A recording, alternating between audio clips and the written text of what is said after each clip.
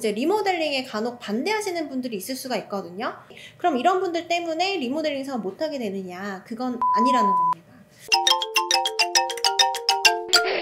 구체적으로 리모델링 아파트에 투자하면 투자 수익은 얼마나 될까라고 궁금해하시는 분들이 많으실 것 같은데요. 리모델링 전과 후에 이제 어떻게 시세가 변화되었는가를 좀 살펴보니까 보통 3억에서 4억 정도가 올라간 것 같더라고요.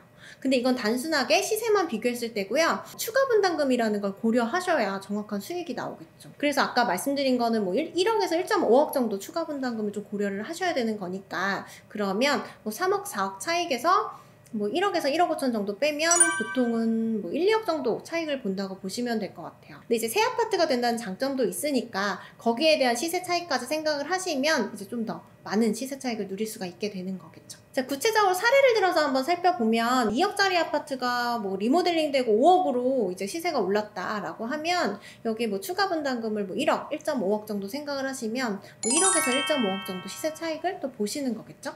그러면 이제 리모델링에 간혹 반대하시는 분들이 있을 수가 있거든요. 근데 리모델링 하면 집값이 올라서 다들 좋아할 것 같지만 사실은 또 별로 안 좋아하시는 분들도 간혹 있어요. 예를 들어 추가 분담금을 납부할 여력이 없다던가, 연세가 많으셔서 그냥 노후에 안정되게 살고 싶은데 리모델링 하면 또 이주해야 되잖아요. 이런 것들을 좋아하지 않는 분들도 계시고, 또 이제 아무래도 리모델링이 재건축이나 이런 것에 비해서 사업 수익성이 많이 떨어진다라고 생각을 하셔서 무조건 재건축으로만 이제 밀고 나가시는 분들도 계시거든요. 그래서 이런 분들 이제 리모델링 사업에 반대할 수가 있는데, 그럼 이런 분들 때문에 리모델링 사업 못하게 되느냐? 그건 아니라는 겁니다. 주택법에 따라서 리모델링 사업을 진행을 하게 되는데요. 전체 조합원의 75%가 동의를 하면 나머지 25%에 대해서는 이제 매도 청구라는 제도를 활용할 수가 있어요. 이 매도 청구는 쉽게 말씀을 드리면 팔지 않겠다고 반대하시는 분들 있잖아요. 그분들의 아파트를 이제 소송으로 강제로 매수해 올 수 있는 제도를 말하는 거죠. 그래서 이 매도 청구는 보통 언제 이루어지느냐? 조합 설립 다음에 이제 행위 허가가 나면 이주하게 된다고 말씀을 드렸는데, 그 행위 허가 이후에 이제 이루어진다고 보시면 됩니다. 그래서 여기서 힌트는 이제 일단 매도 청구를 당할 상황이라면 매도 청구를 당하기 전에 이제 그냥 매도하고 이주하시는 게 아무래도 손해를 덜 보시겠죠. 이제 매도 청구 소송을 당하게 되면 매매 대금이 어떻게 정해지느냐, 이제 법원에서 감정 평가를 해서 정해지게 됩니다. 그러면 아무래도 주변 시세를 온전하게 반영할 수가 없기 때문에 내가 생각하는 시세보다 좀 낮은 금액으로 이제 매매 대금이 정해질 수가 있거든요. 그래서 그냥 매도 청구를 당할 상황이라면 그 이전에 매도하시는 게 손해를 좀 덜 볼 수 있는 방법이 되겠죠.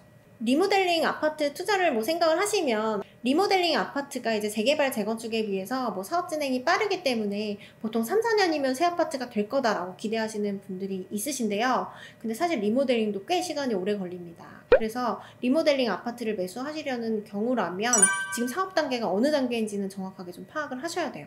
그리고 또 리모델링 아파트를 매수하셨다 이런 경우에는 조합에다가 조합원 변경 신고라는 걸 하셔야 되거든요. 그래야지 이후에 총회 책자라든지 여러 가지 통지를 본인이 직접 받으실 수가 있게 되는 거죠. 또 리모델링 아파트는 이제 초과이익 환수제는 적용이 되지 않아요. 초과이익 환수제는 재건축 아파트에만 적용이 되는 거거든요. 그래서 부담금을 별도로 내실 필요는 없는데, 근데 이제 일반 분양가 상한제는 또 적용이 된다는 점. 그래서 일반 분양분이 좀 많은 아파트들이 있어요. 130세대 이상이라던가 이런 경우에는 좀 추가 분담금이 늘어날 여력이 있는 거죠. 그리고 마지막으로 한 가지 자주 물으시는 게, 세입자는 어떻게 해야 되나요? 라고 많이 물으세요. 그래서 아무래도 리모델링이 예정이 되어 있는 아파트 같은 경우에는 낡고 그리고 곧 이주를 해야 되기 때문에 싼값에 전월세가 많이 나와 있거든요.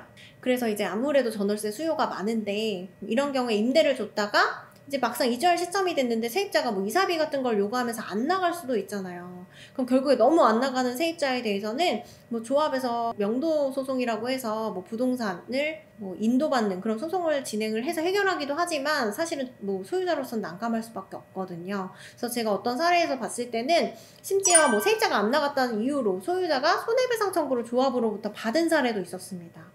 그래서 이런 난감한 상황에 이제 처하지 않으시려면 세입자랑 계약하실 때 좀 특약을 명확하게 해두시는 게 좋습니다. 그래서 미리미리 계약하시기 전에 이게 리모델링이 곧 예정되어 있는 아파트라는 점을 반드시 고지를 하셔야 되고요. 그리고 이주 시점에 임대차 계약 기간이 끝나지 않더라도 이주한다, 이사비라든지 이런 보상금을 요구함 없이 이주한다, 이주하지 않으면 손해배상 얼마로 한다, 이런 부분까지 정해두시면 좋은 거죠. 오늘은 이제 리모델링 아파트에 관해서 살펴봤는데요. 지난 시간에 이제 재개발, 재건축, 입주권 투자에 관해서 살펴봤어요. 그래서 뭐 차이점을 좀 뭐 보셨을지는 모르겠지만 아무래도 재개발, 재건축 아파트는 수익성이 좀 높지만 뭐 여러 가지 규제들이 있죠. 분양 자격도 굉장히 복잡하게 되어 있었고, 심지어 이제 뭐 입주권이 나오지 않아서, 입주권이 나온다고 해서 사셨는데 입주권이 나오지 않아서 피해를 보는 사례들도 굉장히 많았거든요. 반면에 리모델링 아파트는 재개발, 재건축에 비해서 뭐 절차나 분양 자격 같은 것들이 굉장히 좀 간명하게 되어 있죠. 그런 대신에 이제 수익성은 좀 떨어질 수가 있다는 점이라던가, 뭐 예를 들어 구조라던가 뭐 이런 부분에서 좀 불이익이 있을 수 있다는 단점이 있습니다. 그래서 이런 재개발, 재건축, 리모델링의 장점과 단점 뭐 잘 구별을 하셔서 우리 브리니 여러분들께서 본인에게 맞는 적합한 투자 형태를 좀 찾으시면 좋을 것 같습니다. 오늘 정보가 도움이 되셨으면 좋겠고요. 만약에 더 궁금한 것이 있으시면 댓글 많이 달아주시면 제가 성심성의껏 답변 드리도록 하겠습니다. 감사합니다.